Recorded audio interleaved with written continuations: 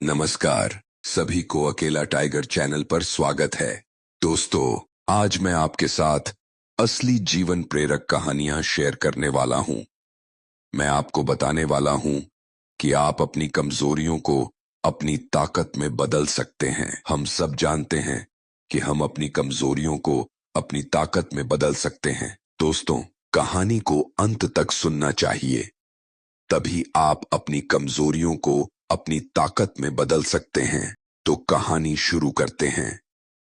जाने अपनी कमजोरी को अपनी ताकत कैसे बनाएं। दोस्तों, आप अपनी कमजोरी को ताकत में बदल सकते हैं और ये आपके और हम सभी के लिए बहुत महत्वपूर्ण बात है।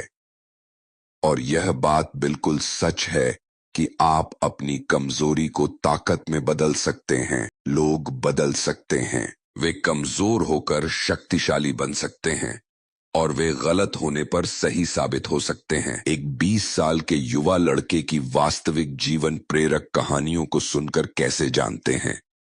बहुत समय पहले की बात है। बुद्ध अपने शिष्यों के साथ एक वन में ध्यान कर रहे थे। वहां एक युवा साधक था जिसका नाम आर्य था। वह बुद्ध के प्रति अत्यंत श्रद्धालु था, परंतु कुछ समय से वह आलस्य, कमजोरी और थकान से जूझ रहा था। उसका मन ध्यान में नहीं लगता था और शारीरिक रूप से भी वह अत्यंत दुर्बल महसूस करने लगा। आर्य ने यह महसूस किया कि उसकी साधना में बाधा आ रही है, इसलिए उसने बुद्ध के पास जाकर अपनी समस्या बताई। आर्य ने कहा, गुरुदेव, मैं ध्यान में एकाग्र नहीं हो पा रहा हूं। मेरा शरीर कमजोर हो गया है और आलस्य ने मुझे घेर लिया है। मैं क्या करूं? बुद्ध ने उसे शांतिपूर्वक सुना और फिर मुस्कुराते हुए कहा, आर्य, तुम्हारी स्थिति एक बीमार शरीर और असंतुलित मन की तरह है। जैसे संगीत का एक तार ढीला हो जाए या बहुत कस दिया जाए तो वह मधुर ध्वनि नहीं देता, वैसे ही जीवन में संतुलन आवश्यक है। जब तुम्हारा शरीर और मन असंतुलित होते हैं तो आलस्य, कमजोरी और थकान तुम पर हावी हो जाती हैं। फिर बुद्ध ने एक कहानी सुनाई। बहुत समय पहले एक राजा ने अपने राज्य के सबसे श्रेष्ठ वैद्य को बुलाया। राजा को लगातार थकान और आलस्य महसूस हो रहा था। वैद्य ने राजा को ध्यान से देखा और कहा, महाराज, आपको सिर्फ दवाओं की नहीं बल्कि संतुलित जीवन शैली की आवश्यकता है। वैद्य ने राजा को बताया कि उसके शरीर में 3 दोष, वात, पित्त और कफ का असंतुलन हो गया है। इस असंतुलन के कारण ही वह कमजोर और आलसी महसूस कर रहा है। वैद्य ने राजा को कुछ नियम बताए। प्रतिदिन सूर्योदय के समय जागो और शुद्ध वायु में गहरी सांसें लो। हल्का और सादा भोजन करो जो पचने में आसान। प्रतिदिन शरीर को क्रियाशील रखो। हल्की योगासन और व्यायाम करो। दिनचर्या में थोड़ा ध्यान और शांति को भी स्थान दो, जिससे मन और शरीर दोनों संतुलित। कुछ ही समय में राजा ने इन नियमों का पालन करना शुरू किया। वह जल्द ही पहले से अधिक ऊर्जावान और स्वस्थ महसूस करने लगा। आलस्य और थकान भी उससे दूर हो गए। बुद्ध ने आर्य से कहा, यह कहानी केवल राजा की नहीं बल्कि हम सब की है। जब हम अपने शरीर और मन का ध्यान नहीं रखते तो ये समस्याएं हमें घेर लेती हैं। आयुर्वेद में संतुलित आहार, नियमित व्यायाम और ध्यान को अत्यंत महत्वपूर्ण माना गया है। ये शरीर के 3 दोषों को संतुलित रखते हैं, जिससे आलस्य, कमजोरी और थकान समाप्त होती है। आर्य ने बुद्ध की बातों को ध्यान से सुना और उन पर अमल करने का निश्चय किया। उसने नियमित ध्यान, शारीरिक क्रियाएं और संतुलित आहार अपनाया।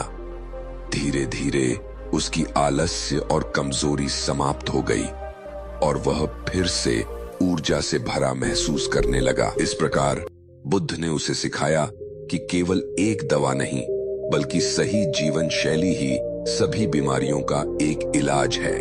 कुछ हफ्तों बाद आर्य बुद्ध द्वारा सिखाए गए उपायों का पालन करने लगा था। उसने रोज सुबह जल्दी उठना शुरू कर दिया और गहरे श्वास के साथ ताजी हवा का आनंद लेने लगा। उसने अपना आहार बदलकर हल्का सात्विक भोजन करना शुरू किया और प्रतिदिन कुछ समय ध्यान में बिताने लगा। धीरे धीरे उसने महसूस किया कि उसकी आलस्य और थकान गायब हो रही है। शरीर में एक नई ऊर्जा और स्फूर्ति का संचार हो रहा था। एक दिन आर्य ने बुद्ध के पास जाकर कहा, गुरुदेव, आपकी सलाह ने मेरा जीवन बदल दिया है। मैंने महसूस किया कि संतुलित आहार, नियमित व्यायाम और ध्यान ने मुझे मानसिक और शारीरिक रूप से सशक्त बनाया है। मैं अब पहले से कहीं अधिक शक्तिशाली और शांत महसूस करता हूं। लेकिन एक सवाल मेरे मन में है, अगर यह सरल उपाय इतना प्रभावी है तो फिर लोग इसे क्यों नहीं अपनाते?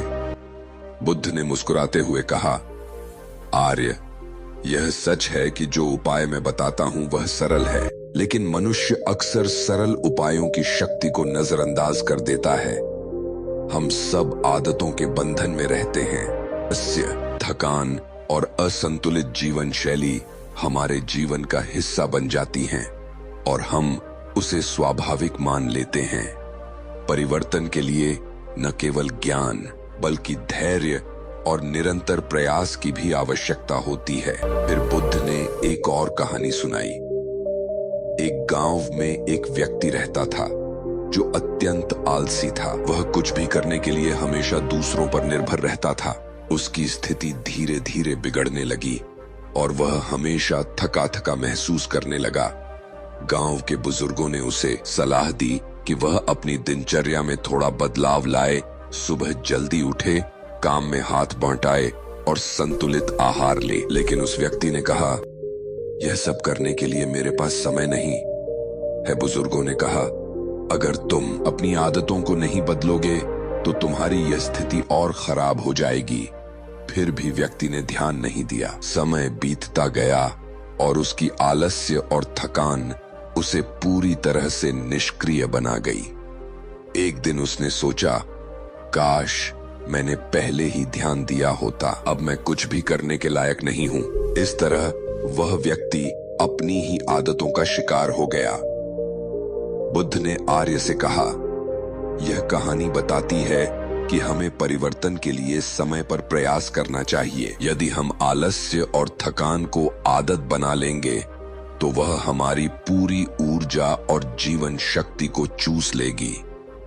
जो लोग इस सत्य को समझते हैं वे ही अपने जीवन को बदल पाते हैं। आर्य ने बुद्ध की बातों को गंभीरता से लिया और ठान लिया कि वह अपनी नई जीवन शैली को अपनाए रखेगा और इसे अन्य लोगों तक भी पहुंचाएगा। उसने अनुभव किया कि शरीर और मन का संतुलन प्राप्त करना केवल शारीरिक स्वास्थ्य नहीं बल्कि मानसिक शांति और आंतरिक शक्ति का भी स्रोत है। बुद्ध ने अंत में कहा, आर्य जीवन का रहस्य संतुलन में है। जब हम शरीर, मन और आत्मा को एक दिशा में एकाग्र करते हैं तो हम न केवल आलस्य और कमजोरी से मुक्ति पाते हैं बल्कि जीवन के हर क्षेत्र में सफलता प्राप्त करते हैं। इस प्रकार आर्य ने बुद्ध की शिक्षाओं का पालन करते हुए अपने जीवन को पूरी तरह से बदल लिया और वह आलस्य, कमजोरी और थकान से हमेशा के लिए मुक्त हो गया।